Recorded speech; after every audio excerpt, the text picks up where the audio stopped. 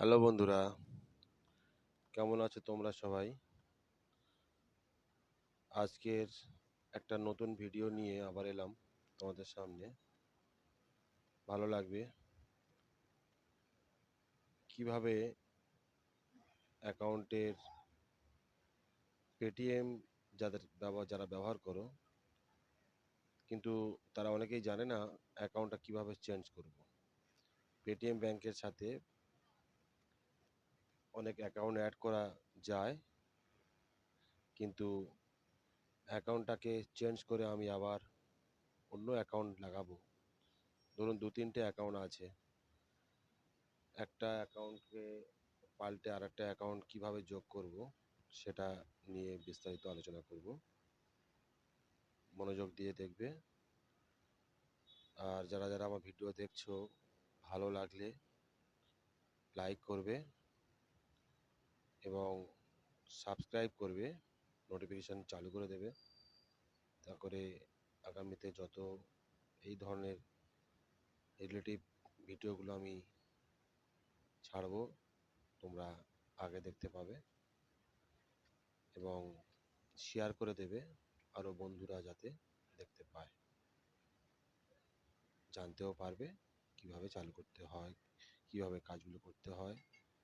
নিজের জিনিস নিজে ব্যবহার করো, কারোর মোহতাজ হয়ে থাকা উচিত নয় আমার যতটুকু সম্ভব। তো ভিডিও শুরু করা যাক। পেটিএম অ্যাপসটাকে প্রথমে খুলছো।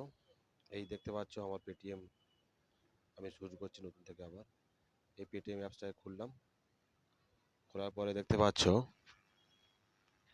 এখানে এই যে বাম দিকে পেটিএম বলে লেখা আছে, তার পাশে ছবি আছে। এখানে মারছো, মারার পরে তোমার স্ক্যানারটা বার হয়ে আসবে। তারপরে তোমরা এই ইউপিআই অ্যান্ড পেমেন্ট সেটিং দেখতে পাচ্ছ তোমরা। First UPI and payment payment setting, এখানে ক্লিক করছো। ক্লিক করার পর দেখতে পাচ্ছ তোমরা নিচের দিকে এসে একটু এই ইউপিআই নাম্বার, মাই কিউআর কোড, আবার একটা লিস্ট দিয়েছে অ্যাড করবে অ্যাকাউন্টগুলো কিভাবে, সেগুলো এটা নিয়ে বলছি না এখন। কিভাবে অ্যাকাউন্ট প্রাইমারি করতে হবে, চেঞ্জ করতে হবে সেটা এই দেখতে পাচ্ছ তোমরা। আমার এখানে যে কটা ব্যাংক আছে সব শো করছে। Canara bank, Bandhan bank, state bank, bank of Baroda, Airtel payment bank, Paytm bank, এইসব ব্যাংকগুলো।